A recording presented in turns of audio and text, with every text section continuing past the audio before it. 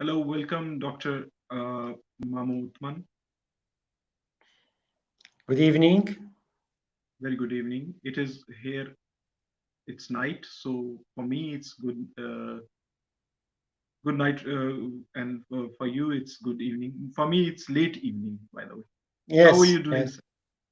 Well, thanks. Uh, uh, we are all now busy with the idea of Corona, which is invading Yeah, the area, and all over the world, people are talking only about this theme, the only theme that is very dangerous and expanding very quickly. So people are very curious and very afraid of it. Mm. that's true. That's true. Uh, In addition to the American election, which is now on online, which is now on, and people are waiting who is going to win the yeah, presidentship. Yes, presidency of that's the right. United States. That's right. Yes, That's the hot news of the day. yes, both of them. That's the hot news of the day. Yes. And I'm very thankful that you spared time. I know that your schedule was busy and you had the health problem as well, but you still gave us time. In fact, we are very curious about the community, Yazidi community. We read the news that there was a genocide by Daesh in Iraq, especially on Yazidi community. They killed 5,000 male. They took 8,000 and more females as slaves, and that was heartbreaking. And then there was a propaganda that the Yazidi community is devil worshipper. So there was no information at all about Yazidis in my part of the world. So I was trying to have an podcast interview with a representative of Yazidi community to know what is uh, actually Yazidi community is, and to learn about the sufferings they have gone through. First of all, I request you to introduce yourself and your community a bit. Yes, my name is Mamou Othman. From my religion, I'm a peer. My friends call me Peer Mamo. And among the Yazidis, we have three castes. It's not good to contrast them with caste, but folders that are the Sheikh and Pir and Murid. Sheikh are divided to three castes again, and Pir to 40 castes. And the lion, the ordinary people, they are called Murid. So Yazidi religion is regarded to be one of the most ancient religions in the Middle East. It is a monotheistic religion, and its roots go back 2000 years BC. It has a close relationship with the Mithraism, so not with Zoroastrian, but with Mithraism. We believe that Mithra himself was a Yazidi, but he created two gods, Ahura Mazda and Ahriman. So we are monotheistic. We believe before the appearance of the Abrahamic religions, we were there in Kurdistan, and the Yazidi religion is regarded to be the ancient religion of all Kurds.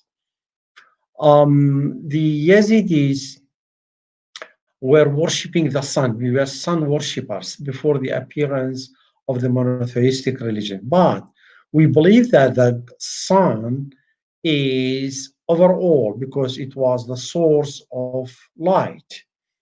And we were worshipping the elements of nature. And each phenomenon of nature had a god. So small gods and the main god. The main god was the sun. But since the appearance of the Abrahamic religions, the Yazidis were fighting to protect their identity because they were in a misconception. And this misconception comes from the sophistic approach to the creation of Adam and Eve. So the Yazidis began to shape and determine their idea about the creation, the story of creation, especially Adam, since the appearance of the first Sufis. And it starts with Hassan al-Basri, Danun al-Masri, Rabi al-Adawiya, Hussein al-Hallaj, Abdul Qadir al-Gilani, then Sheikh Adi. So Sheikh Adi is the constructor and the main Sufi who organized our religion. He was born 1074 and died 1162. He was learning Sufism in Baghdad and he was a close friend of Sheikh Abdul Qadir al Gilani. So Sheikh Abdul Qadir al Gilani has mentioned him in his book Manaqib Sheikh Abdul Qadir al Gilani and has mentioned Sheikh Adi, saying that if prophecy could be learned by heartbreaking, then Sheikh Adi could be one of them. He came among the Yazidis and began to shape and determine the main ethics of Sufism. And we believed in his approach to the story of Adam and Eve, believing that all Sufis believe that as Adam was created from mud, from the six angels, and then God told them to kneel down for Adam so that he can give him spirit. But only Azazil, which later on is called Tasimalak, did refuse that because he said, I am, he talked to God, I am from your spirit. How can I kneel down for clay? Then all Sufis believe in the same idea. Either God has created a power which is exactly like Him, powerful, and could resist Him, which is impossible because God is the Almighty, or whatever He did was a plan of God so that Adam could be sent to the earth. Now, of course, now we are talking about the mythology. Everything is a mythology. Nobody has seen that. Everything has been written down in Abrahamic religions, and we took over those stories from Sheikh Adi who came among us. So Sheikh Adi the first, who was affected to a great extent by Sheikh Abdul Qadir al and Hussein al-Hallaj and al-Haq. mm, He believed that each Yazidi, when he is born, he has a spirit of God. So we believe before the arrival of Abrahamic religions in reincarnation, that mm, the soul, it's the duty of the human being to clean his soul many times so that this drop of spirit of God can return back to him. This is reincarnation. I'll come back to Yazidis. The number of Yazidi population all over the world is less than 1 million, about 800,000. They are distributed among four countries. So Iraq, about half a million, before the attack of ISIS. Now, of course, after the attack of ISIS on the 3rd of August 2014, about 200,000 Yazidi, 150,000 Yazidis left the country. So we have about 5,000 in Syria. We had previously about 40,000 in Turkey, but all of them immigrated to Germany and Europe. We have about 500 left in Turkey. We have about 70,000 in Caucasus, so in Armenia and Azerbaijan and Georgia. Uh, Nowadays, we have about 400,000 Yazidis in Iraq. We have a prince and we have a Baba Sheikh and we have the spiritual council. So the prince is the religious and civil leader of all the Yazidis.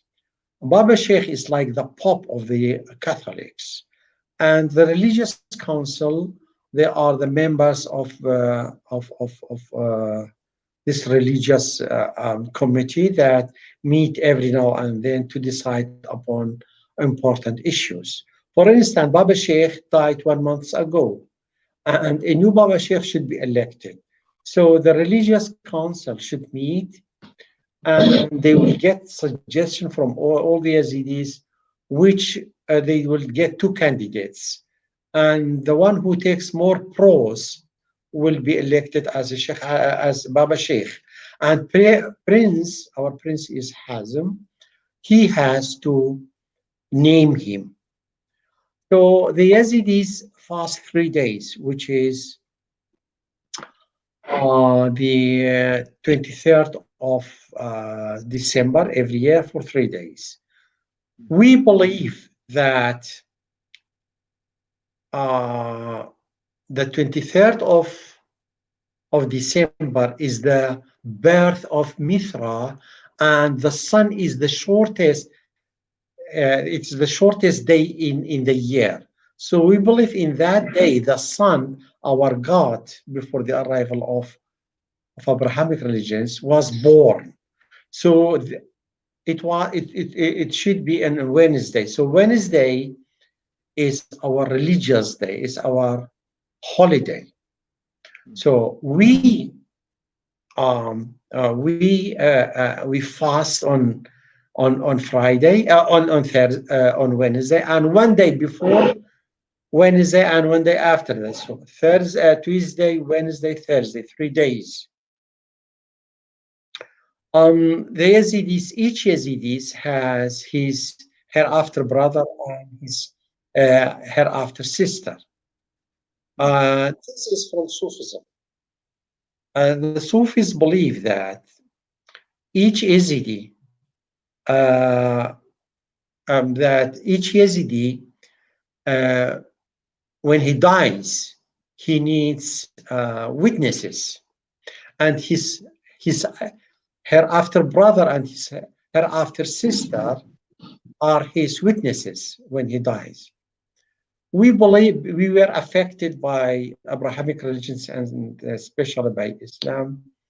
We believe in the heaven and hell, and this comes from the impact of Abrahamic religion. So that to protect our identity, we had a lot of religious texts that praises Abraham, Moses, Jesus Christ, and Prophet Muhammad, and Ali also. So we believe that our religion was became a kind of mixture of Abrahamic religions and pre-Abrahamic religions.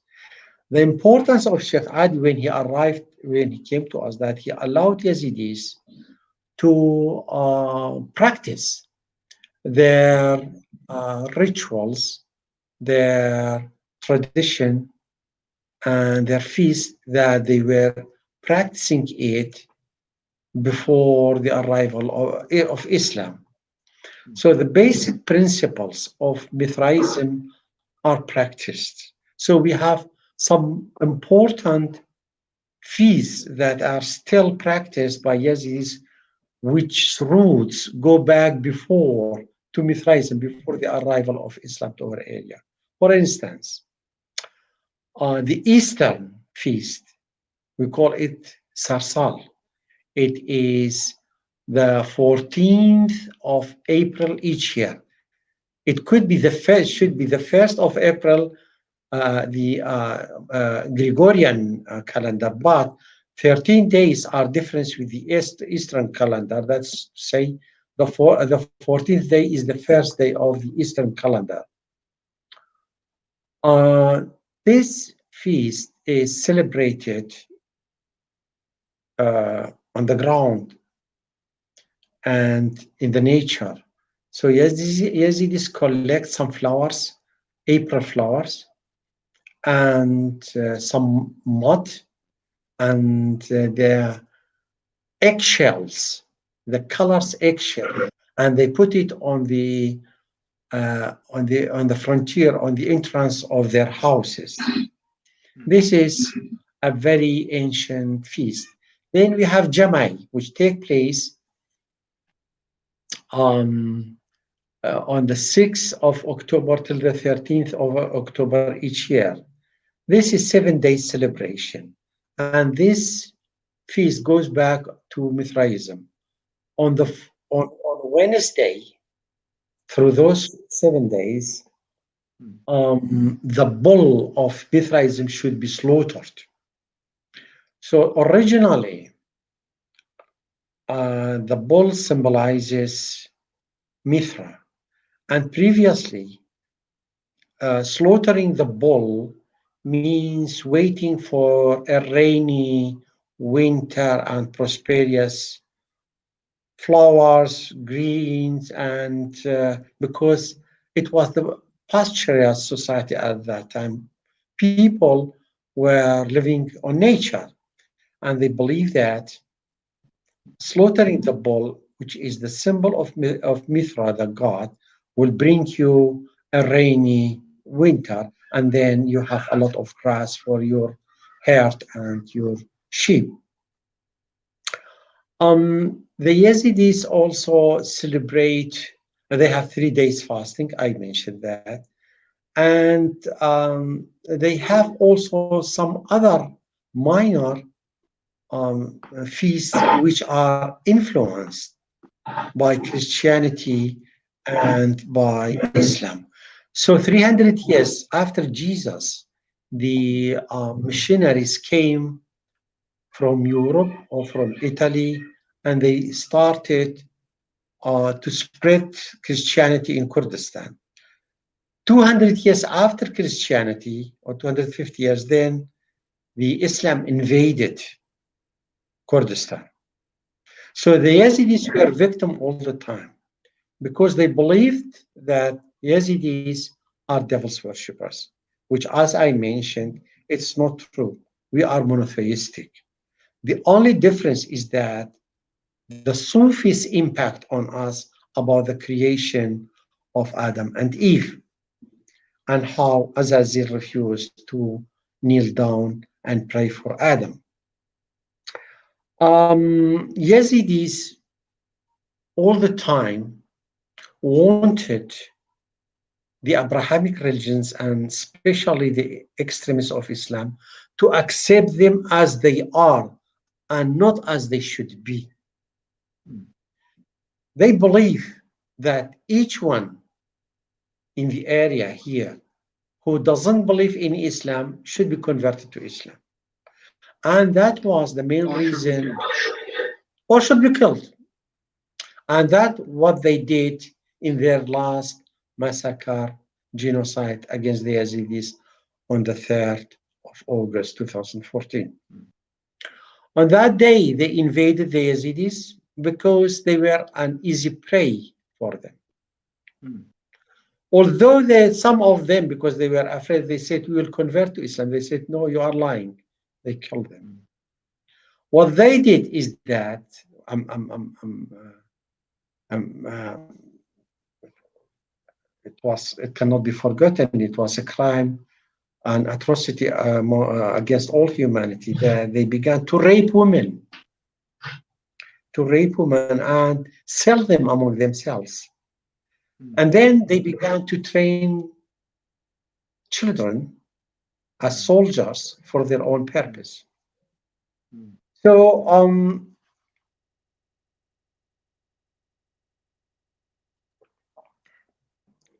all the time, for 74 times in the history of Yazidis,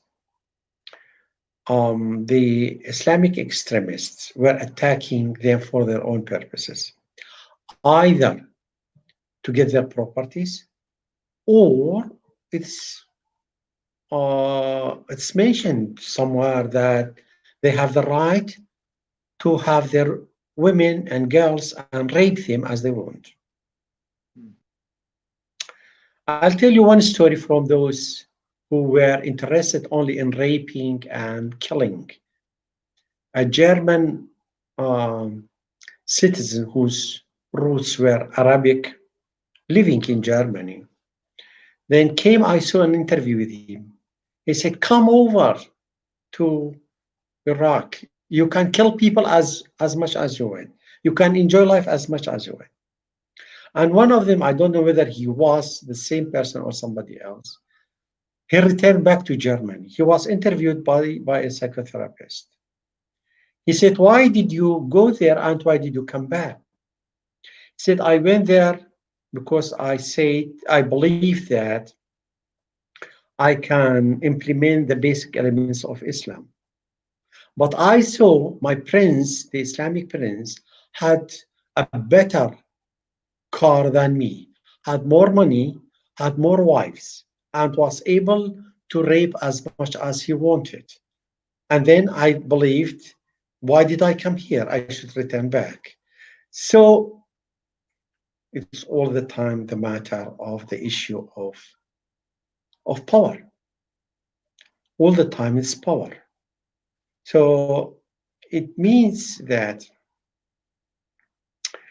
um, many extremists, maybe they will appear again on the surface, not with long beard and dirty clothes, but maybe with a tie and a suit, and they will carry the same slogans. So we believe that the Yazidis and all the minorities, but especially the Yazidis, are going to be attacked in future also. So there are two solutions: either to protect them by the world community, there should be a commitment to protect them, which is very difficult, or they immigrate, and they are doing the same now. They are immigrating to Europe. So between 2014 up to now, approximately 200,000 Yazidis left Iraq, Kurdistan, because they don't see there is a future for them. In its nature, the Yazidi religion is pro basic elements of human rights. Killing is forbidden, is a sin in our religion because we believe God has created the human being. He alone is responsible to take his life. No human being is allowed to take his life. True. Very true. And what is a pity that the Yazidis are, when they immigrate, they lose their affiliation feeling. Mm, Two characteristics join all Yazidis together. mm, One of them, the affiliation feeling, mm, the feeling of belonging, and the second one is the same fate. The affiliation feeling means to join to practice the rituals, the tradition, the feast in nature. We are connected with the earth, with the land. We are the real indigenous of mm, Mesopotamia. So we have our lalish, the mm, shrine of Yazidis. Each child should be baptized there. Each Yazidi should go there and visit Lalish. When we go abroad, there this affiliation feeling is no more there. So gradually, people, the second generation and the third generation, they lose their affiliation feeling. They get a new identity. They lose their language, their rituals, their tradition will be lost gradually. mm, And it's a pity. So the real indigenous of Mesopotamia will disappear in the next 50 years, let me say, if there is no commitment to protect them. So, Pierre Mudasser, maybe you have some questions that I can I throw light on them. I guess I'm speechless, Dr. Mam. It is so hard to digest the real fact that a small community has gone through 74 times through a genocide. Hmm, Unfortunately, everyone is just trying to kill them for the sake of heaven. hmm, And this is so unfortunate. This is so unfortunate. I'm deeply touched by this. And I cannot imagine, and no one can imagine the hell you are going through, the pain you are going through, the sufferings your community has gone through. We are living in a free world, as we believe. We are having the opportunity of freedom of expression, freedom of speech, freedom of choice. So I have nothing doing with your religious beliefs, and I have no rights on your life. This should this should be there, but unfortunately, this is not there. And as a Kurd, as you are a Kurd, and Yazidi is a Kurdish religion, I Yes. feel I feel very much connected with you because I lived my 25 years with Kurds in Pakistan, in Balochistan. Mm. That's a very powerful tribe in Baloch society. I lived with them. I have many friends. I have many class fellows, my close neighbors. They all were Kurds, and we lived there with them. And I feel connected with Kurds, even the Kurds of Pakistan, Iran, or Turkey or Iraq.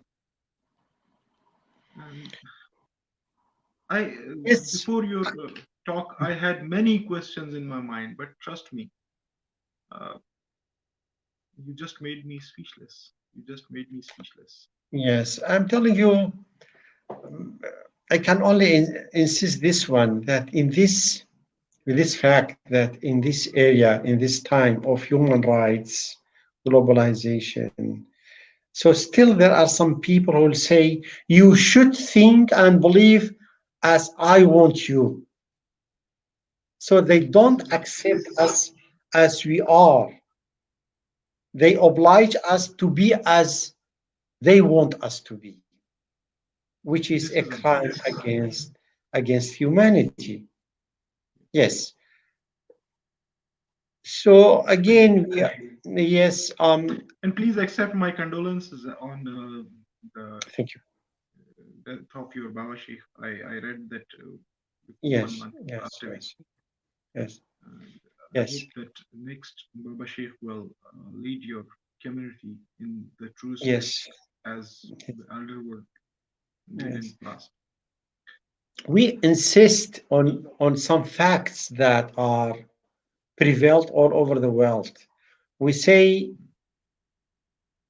religion and politics, when they are separated, they are the other face of democracy. Yeah. So the women in our religion is not allowed to have a veil.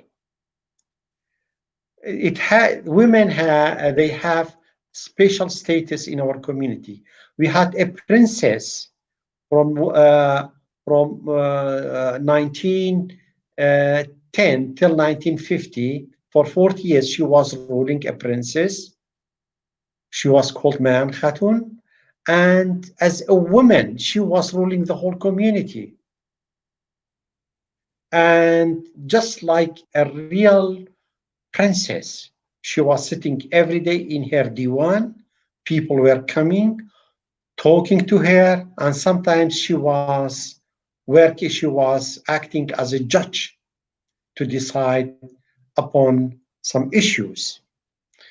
So again, we believe that only we can live in a community that regards all citizens among their according to their citizenship and their ability how to serve their country. So up to now, all in the Middle East, for instance, when they write down in your identity, the religion, then it's a kind of discrimination. Why should you write I am Yazidi in my ID? And if there is a checkpoint on my way to Baghdad from ISIS, they will kill me. It's written down Yazidis. So this the same faith the Yazidis that it's enough that it's written down in your identity. You are a Yazidi. It's a kind of discrimination, Hmm. and are we believe that Um, it's a very important issue that we can survive only in our land where we are born, where we are grown up, where we can practice our rituals, our traditions. So when a Yazidi goes to abroad, it's just like cutting down a tree without roots and bringing it, trying to sow it somewhere else, to plant it somewhere else. A tree without roots will not grow green, will not give flowers, will not give fruit.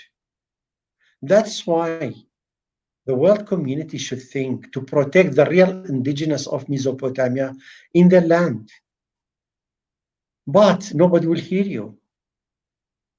So without a world community, commitment of world community, the extremists will appear every now and then.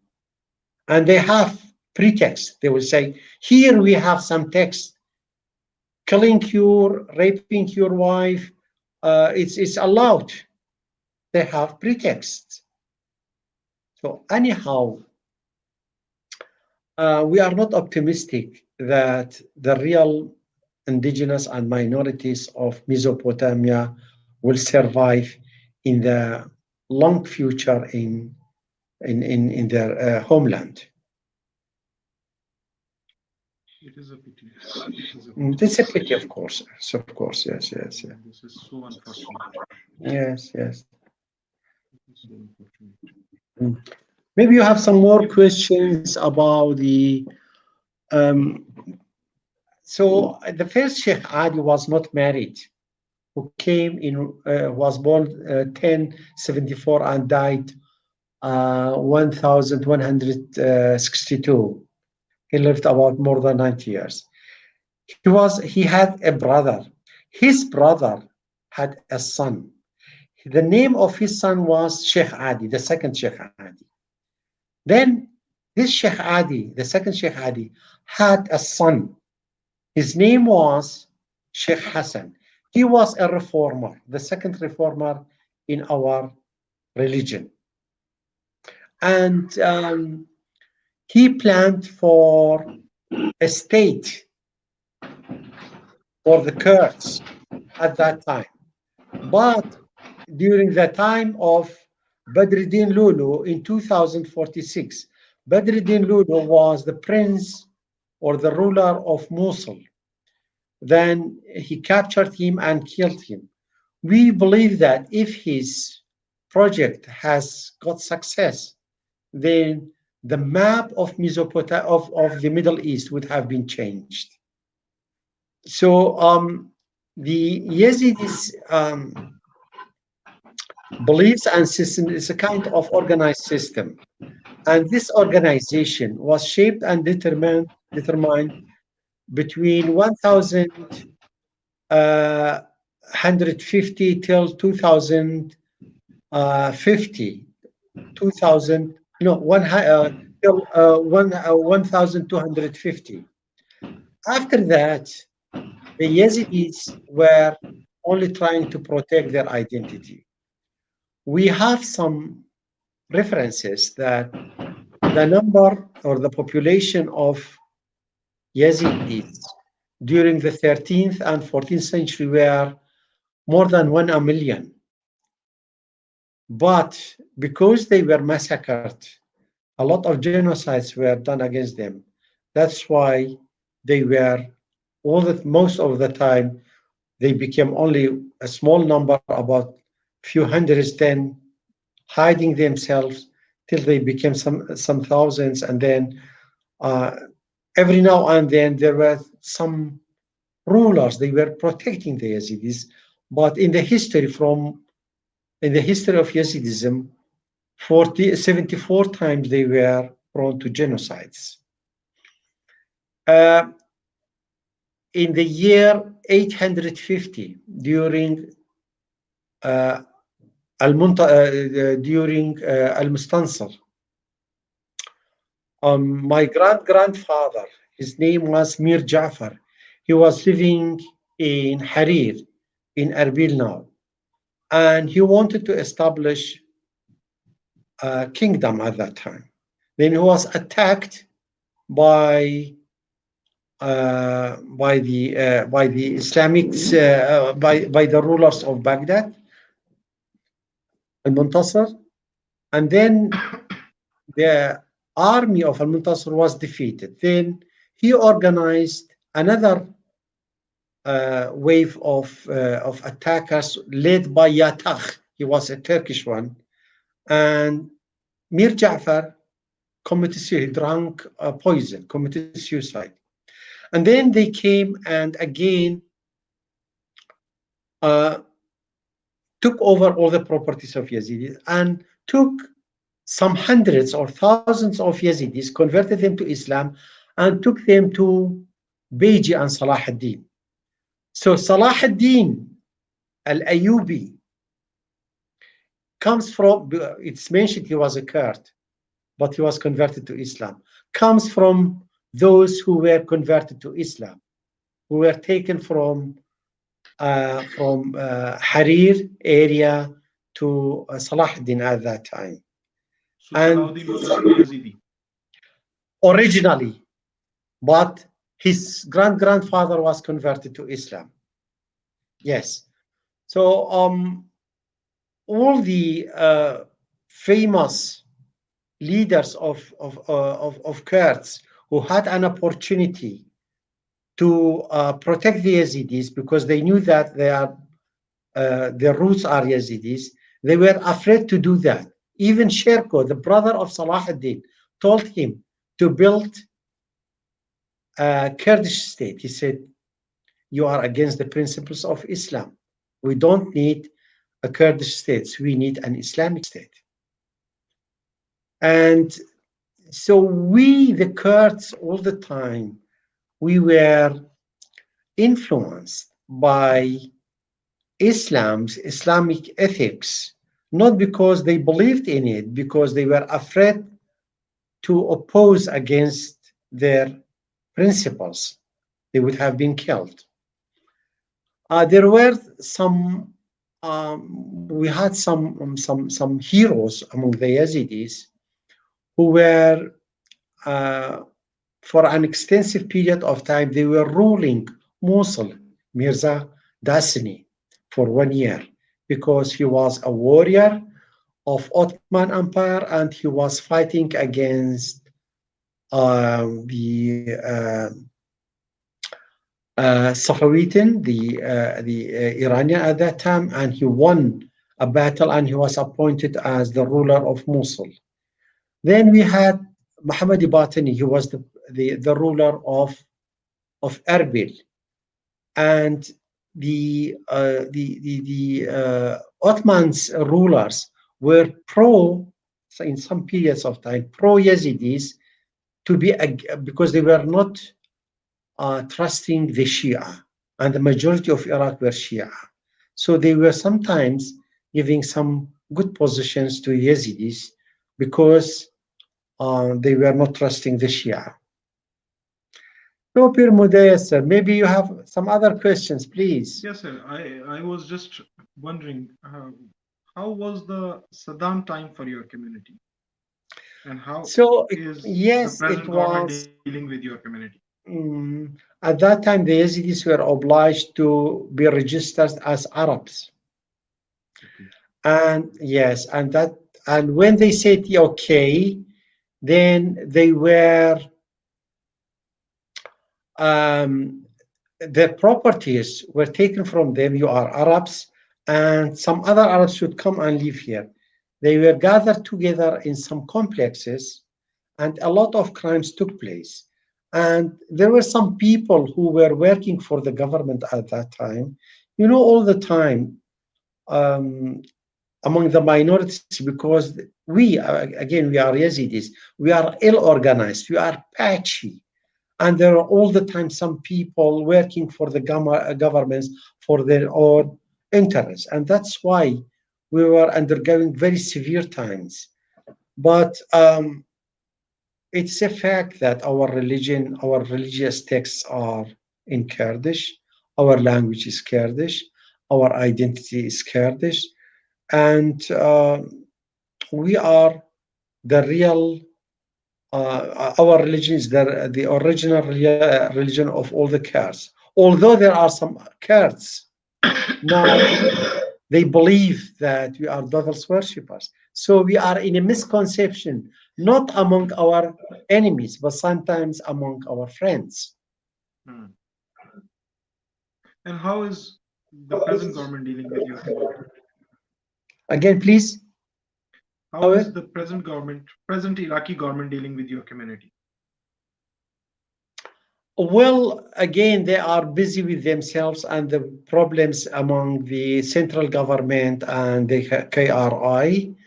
And we have a very crucial issue now, Sinjar, which is on the Syrian territory border, and it's a kind of territorial imperative among the Shia, among the Sunni, among the Kurds, among PKK's warrior. So it's a big problem. Originally, Sinjar is the main place of all Yazidis. But now, after the attack of ISIS on the 3rd of August 2014, all of them immigrated to, or they ran away to the Duhok area, and we call them IDPs, internally displaced people. Displaced people. Yeah. Yes, about 340,000 of them. Some of them are returning back to get some jobs there, but the infrastructure of Sinjar is 80% destroyed. That's Hmm. why it will be very complicated, difficult for them to return back. This is unfortunate. I guess, Dr. Mamu, uh, I would love to have one more session with you, but this session, if you believe me, I am out of words. I can just feel for you. Uh, I can assure you one thing that whatever it may come, I will stand with your community. I will stand for the Thank you rights very of your much indeed. community. And I appreciate that. I know we have good friends. We need good friends to take us from these misconceptions. And only through good friends, through good relationship, people can protect each other, and especially the minorities. It is the responsibility of each human being all over the world who believes in the basic principles of human rights to protect the minorities who are diminishing. We, especially in Kurdistan, in Iraq, we are like a wreath of flowers, different colors. Those colored flowers, they are the minorities. And when they immigrate and disappear, so it will be one color, which is a pity. And you know who will take over the power? The extremists. that's The right. extremists will take over, the fanatical will take over the power. And it will be too late. Hmm. So it's the tendency all over the world. When a delegation comes from Europe, let's say, they will not ask the Iraqi government how many airplanes, how many fighters do you have. They will ask them, how do you protect the minorities? Do they live well? Do they enjoy their citizenship? Are they shared in decision making? But it's a pity that a lot of our leaders they forget this important issue, this crucial issue. That's very right. That's very right. And I'm really thankful, Dr. Mamu, for your time. And I'll request you to give us time again whenever you feel like. And then we will sit and we will talk about the peacock shape. We will talk about the Baba Sheikhs. We will Of talk course, about your festivals. We will talk of about your course. colors. We will talk Yes. about how you enjoy your holidays. We will talk about what are your customs, what are your beliefs. We will crack jokes with one another. Uh, Mm. and Yes, But with great pleasure. We will stay in contact with each other, and then we will organize one meeting or more whenever you find it is you have some questions to clarify it, and then it will be my pleasure to meet you and your friends also, and maybe I, next time some of the listeners will ask questions. I'm ready for all of yeah, it. and let me tell you one thing that this is not my intention to ask you questions. My pure intention is to provide you a place, a space, express yourself, to let people know who you are, Mm. to let people know what problems you face, Yes, uh, what kind of suffering you have gone through. yes, And by the yes. way, I was just wanted to ask you, do you have peacocks there in Iraq? It's Well, available? no, again, this is a misconception. Hmm. So, before the arrival of Abrahamic religions, the Yeah. symbol of sun, which we were sun's worshippers, the symbol of sun was the peacock. And Okay. yes, and in ancient Persia, they found before Islam, they found some coins Hmm. which is a money, metal money. On one side, there was the number or the value of that coin, and on the other side was the picture of peacock. Hmm.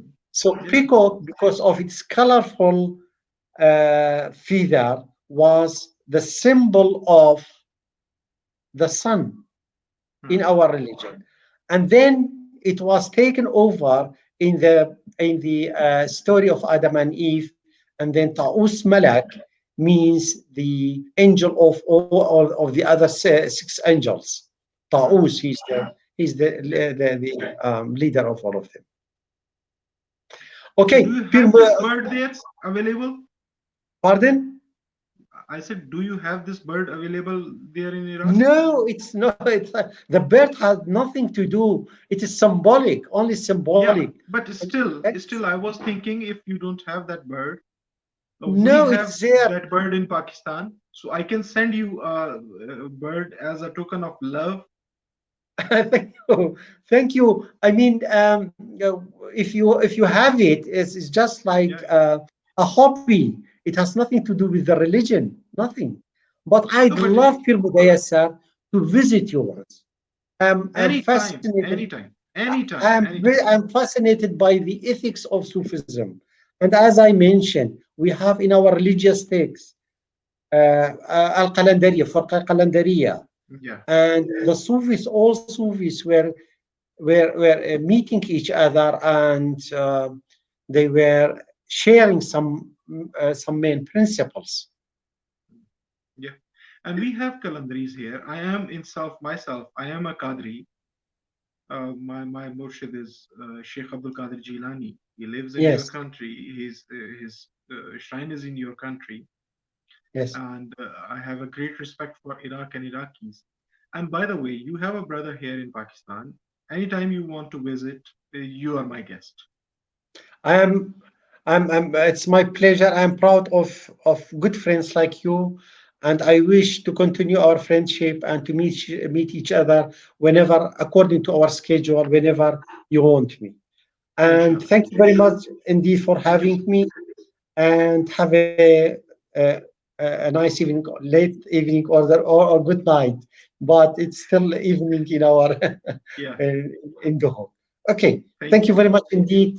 My respect and my gratitude to all your friends and your listeners also. Thank you, sir. Thank you. Thank you. Bye bye. Stay blessed. Bye. Bye bye.